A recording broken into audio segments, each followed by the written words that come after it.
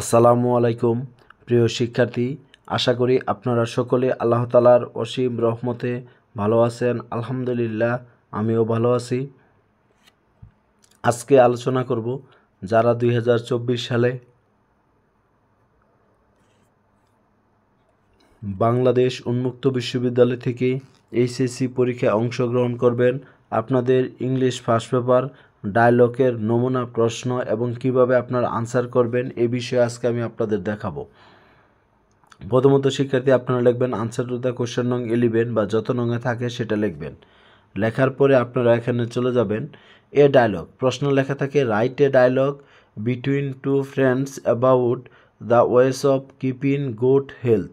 সুস্বাস্থ্য রক্ষার উপায় সম্পর্কে দুই বন্ধুর মধ্যে কথোপকথন। সেই জন্য সেখানে রাইট শব্দটা বাদ দিয়ে লিখবেন a dialogue between two friends about the ways of keeping good health. লেখার পরে Mannan, hello Golam Mostafa, how are you? Golam Mostafa, I am fine and you? Mannan, I am also fine. Golam Mostafa, let us discuss about the ways of keeping good health. Mannan, of course it is very important matter to discuss.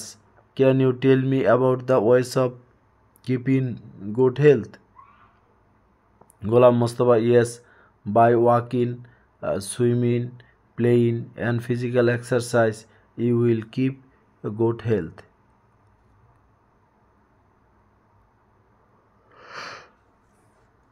Mannan, you are right, but you should have a balanced diet. Ghulam Mustafa, thank you for your advice, I agree with you. Mannan, same to you. Ghulam Mustafa, goodbye. Mannan, welcome. একইভাবে শিক্ষার্থী আরেকটা dialogue আমরা demo লিখবো এখানে। Answer to the question নং 11 a dialogue between myself and my friend Kamal about the importance of tree plantation.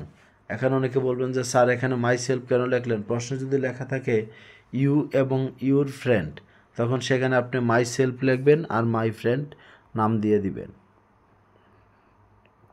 My self, hello Kamal, how are you? Kamal, I am fine and you? Myself, I am also fine. Kamal, let us discuss about the importance of tree plantation. এখন শিক্ষার্থী বিস্তারিত বিষয়গুলো লেখা আছে, আপনারা পড়ে নেবেন।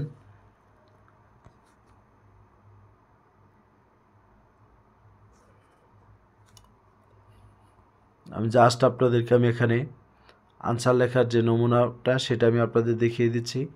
আপনারা এইভাবেই লেখার চেষ্টা করবেন।